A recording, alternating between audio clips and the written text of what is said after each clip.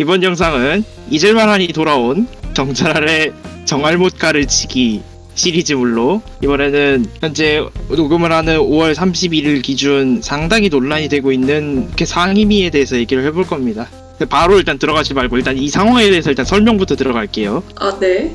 지금 2020년 5월 30일자로 21대 국회 임기가 시작이 됐습니다. 그래서 6월 5일까지 원 구성을 해야 하는데 이게 법정 시한이 6월 5일이에요. 그래서 그거에 관련해서 지금 국회에 있는 교섭단체가 딱 두 개인데 교섭단체 간에서는 오른쪽 위에 참고해 주시고요. 지금 더불어민주당이랑 미래통합당이 대치 중입니다. 그래서 민주당 입장은 표결에 붙여서 민주당이 모든 상임위원장을 가지고 가겠다. 그리고 통합당 입장에서는 관례에 따라서 야당 몫을 주거나 아니면 국회 의석 비율을 따져서 위원장을 배분해야 한다 라는 지금 입장을 가지고 있습니다.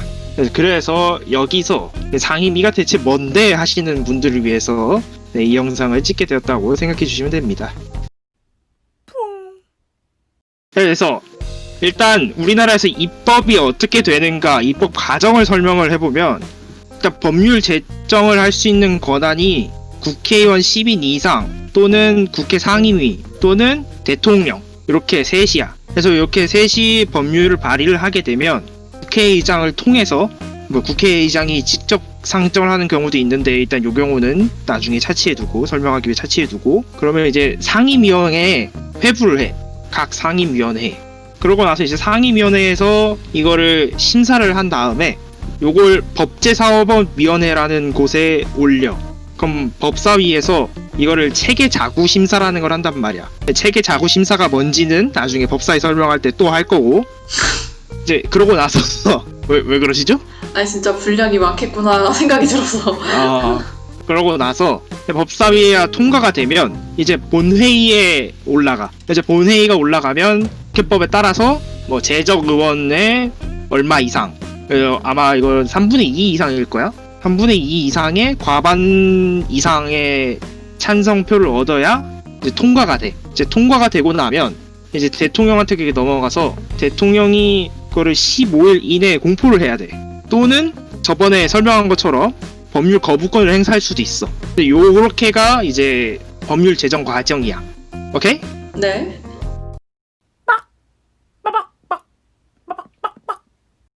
자, 그럼 이제 상임위원회가 그럼 무엇이냐? 아까 지금 과정 설명한 것처럼 이제 본회의에 안건을 올리기 전에 이제 그 법안에 관해서 토론을 하거나 아니면 이 법안이 뭐 문제될 여지가 있나 없나 그런 거를 심사를 하는 국회 내 조직이라고 보면 돼. 그래서 의원들로 구성이 되는 거잖아? 근데 그 의원들이 가지고 있는 어떤 전문적인 지식이 있을 거 아니야. 뭐 예를 들면 뭐 법조인 출신이다 그러면 뭐 법사위를 간다든지 하는 식으로 그런 식으로 그 분야에 좀 전문 지식이 있는 사람들 위주로 해서 구성을 하게 돼. 이게 왜 그러냐 하면 어느 정도 전문 지식이 있어야 그 법을 만드는 데 있어서 좀 더 완성도 높은 법을 만들 수 있을 거 아니야.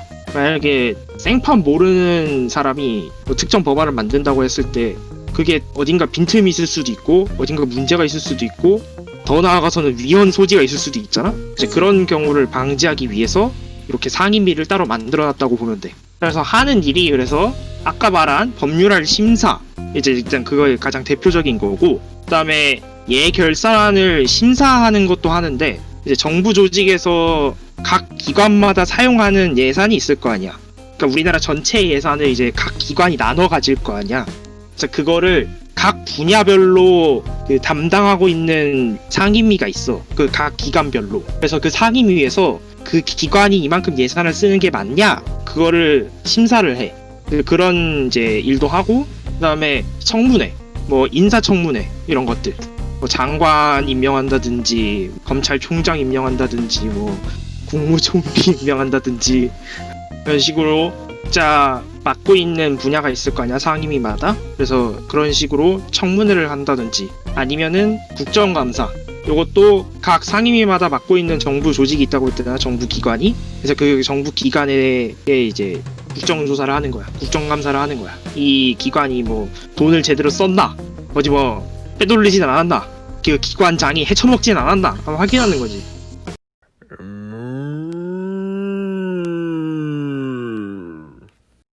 자, 이제 그러면은 이 상임위원회의 위원 그리고 위원장은 어떻게 선임하느냐? 자, 일단 국회의원들은 둘 이상의 상임위원회 위원을 겸임할 수 있어.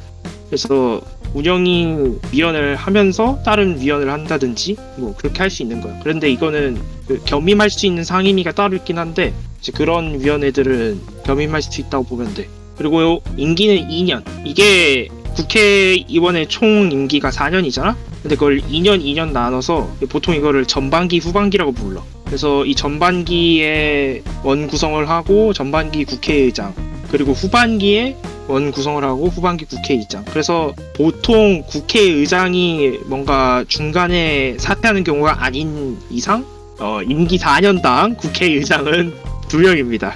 헷갈릴 수도 있는 사람이 있을 것 같아.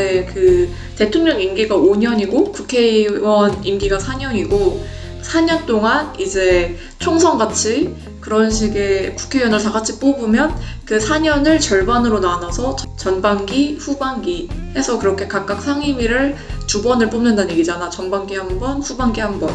그렇지. 오케이. 정확히 이해하셨습니다. 그래서 일단 상임위원부터 얘기를 하자면 이거는 국회의장이 선임을 해. 근데 국회의장이 마음대로 하는 건 아니고 그 각 당 교섭단체 의석수가 있을 거 아니야? 그래서 그 의석수에 따라서 비율이 있으면 그 비율 맞춰서 교섭단체 원내대표가 요청을 해. 국회의장한테. 그러면 그 요청을 받아서 국회의장이 선임을 하는 거야. 뭐 그리고 비교섭단체나 아니면 무소속 의원이 있을 수도 있잖아. 당에 속하지 않은. 그런 경우에는 국회의장이 마음대로 할 수 있기는 해. 근데 요것도 뭐 어느 정도 국회의장이랑 협의를 하겠지. 뭐 이 상임위를 원한다 그러면 자리가 있으면은 최대한 그쪽으로 뭐 선임을 해준다든지 하는 식으로. 그리고 위원장은 그러니까 원래는 이 교섭단체 정당끼리 서로 협상을 해서 그 의석수 비율을 맞춰갖고 배분을 하는 게 관례야. 그래서 상임위가 상설 상임위원회가 17개, 그다음에 상설 특별위원회라는 게 있어. 이게 예산결산 특별위원회거든. 그래서 요걸 포함해서 총 18개의 상임위가 있다고 보면 돼. 그래서 요거를 의석수 비율에 따라서 이제 배분을 해야 하는데 이제 민주당에서는 아까 말한 것처럼 자기네들이 다 가져오겠다.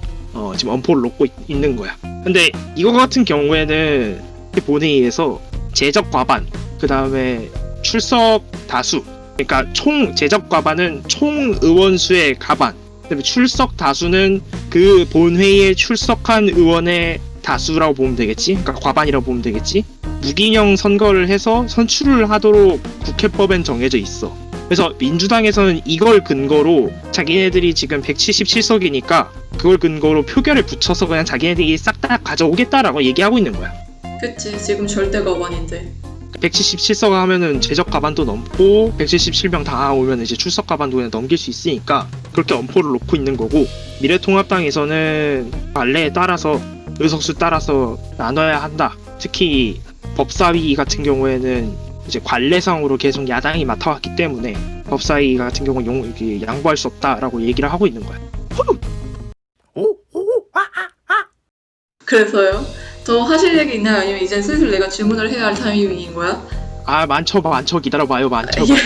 아, 천천히 하세요. 자, 그래서 17개의 상임위랑 1개의 특별 상임위는 약칭으로 읽을게. 운영위, 법사위, 정무위, 기재위, 교육위, 과방위, 외통위, 국방위, 행안위, 문체위, 농해수위, 산자중기위, 복지위, 환노위, 국토위, 정보위, 여가위, 그 다음에 상설특별위원회인 예결위, 그리고 비상설로 윤리위가 있어. 근데 윤리 같은 경우에는 비상설이라 그랬으니까 빼고.